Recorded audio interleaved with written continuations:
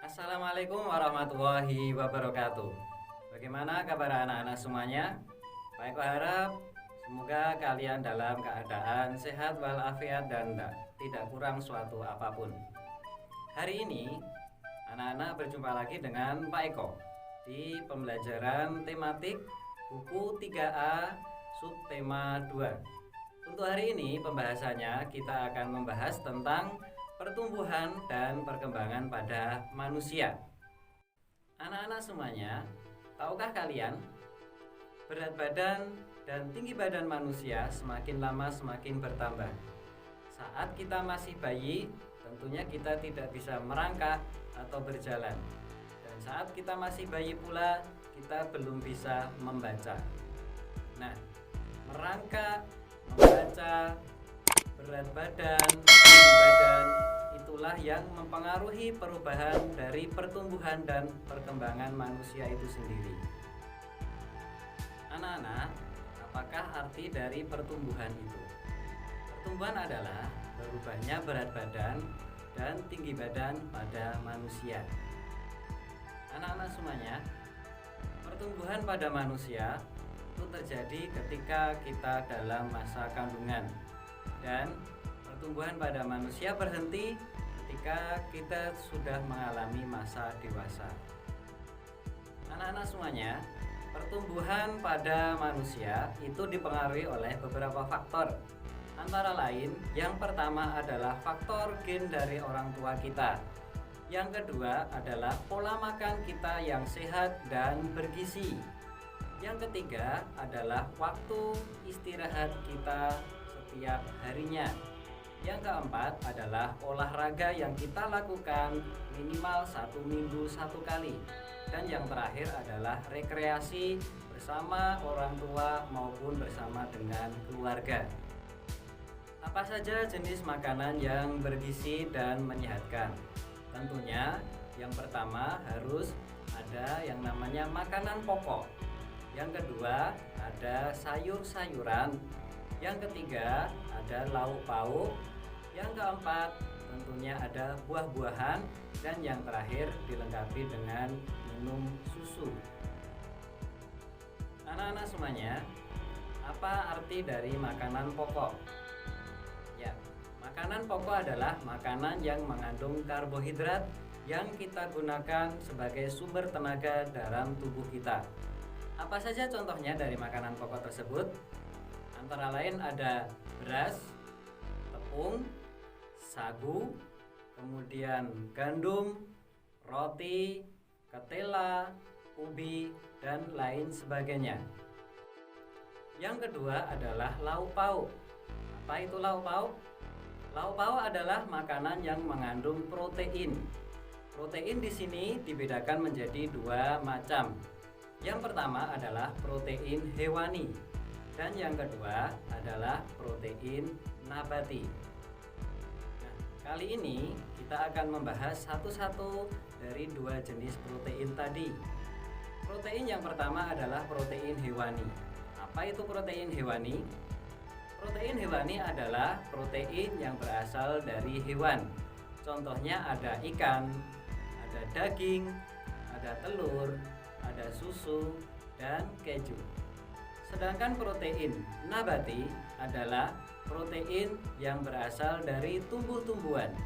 Contohnya adalah kacang-kacangan dan olahannya. Contoh yaitu tempe dan tahu. Yang ketiga adalah sayur-sayuran. Sayur-sayuran adalah makanan yang mengandung banyak vitamin. Apa saja contohnya? Sayuran bisa meliputi kangkung, wortel, bayam, buncis, dan masih banyak lagi contoh sayuran yang lainnya. Yang keempat adalah buah-buahan. Buah-buahan ini sama seperti sayur-sayuran, yaitu makanan yang mengandung banyak vitamin. Buah-buahan tentu contohnya sangat banyak sekali. Ada jeruk, ada mangga, ada semangka, ada pepaya, dan lain sebagainya. Semua buah-buahan itu dapat kita jumpai di sekitar lingkungan kita atau di daerah kita masing-masing. Yang kelima atau yang terakhir adalah susu. Apa itu susu? Susu adalah bahan pangan yang paling lengkap kandungan nutrisinya. Di dalam susu terdapat beberapa kandungan, antara lain ada mineral, ada lemak, dan ada protein. Sehingga susu ini bisa membuat tubuh kita menjadi sehat. Selain makanan yang mengandung protein, karbohidrat, vitamin, dan mineral tadi, ada pula jenis makanan yang mengandung lemak. Lemak adalah makanan yang mengandung sumber energi bagi tubuh kita. Karena lemak dapat menjaga suhu tubuh di dalam diri kita. Makanan yang mengandung lemak, contohnya adalah daging, ada susu, ada alpukat, kacang-kacangan, dan lain sebagainya. Selain pertumbuhan pada manusia, manusia juga mengalami perkembangan. Apa itu perkembangan? Perkembangan adalah perubahan kecakapan, kematangan fisik, emosi, dan pikiran menuju kedewasaan. Perkembangan emosi dan pikiran pada manusia semakin lama akan terus mengalami perkembangan dan perubahan. Contoh perkembangan pada manusia. Saat kita masih bayi, kita masih digendong oleh orang tua kita. Dengan berjalannya waktu, seiring perkembangan yang terus berubah, maka ketika kita masih bayi tadi, kita suatu saat semakin besar, semakin berubah ukuran tubuh kita, maka kita mampu merangkak, bahkan kita mampu berjalan atau berlari. Contoh perkembangan yang lainnya, saat kita masih bayi, kita masih disuapi oleh orang tua kita. Suatu saat kita sudah mengalami pendewasaan dan tubuh kita sudah mengalami perubahan. Nah, saat itulah kita sudah bisa makan sendiri tanpa dibantu oleh orang lain maupun orang tua kita sendiri. Fase pertumbuhan dan perkembangan manusia mengalami beberapa peningkatan, yaitu dari bayi, balita, anak-anak, remaja, dewasa, dan yang terakhir adalah lansia. Umur kita saat masih bayi antara 0 sampai 2 tahun. Kemudian ketika kita sudah mengalami atau menjadi balita, umur kita 2 sampai 5 tahun. Dan untuk umur anak-anak yaitu antara 6 sampai 10 tahun.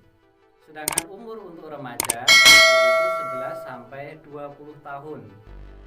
Kemudian umur pada saat kita dewasa antara umur 20 sampai umur 40 tahun.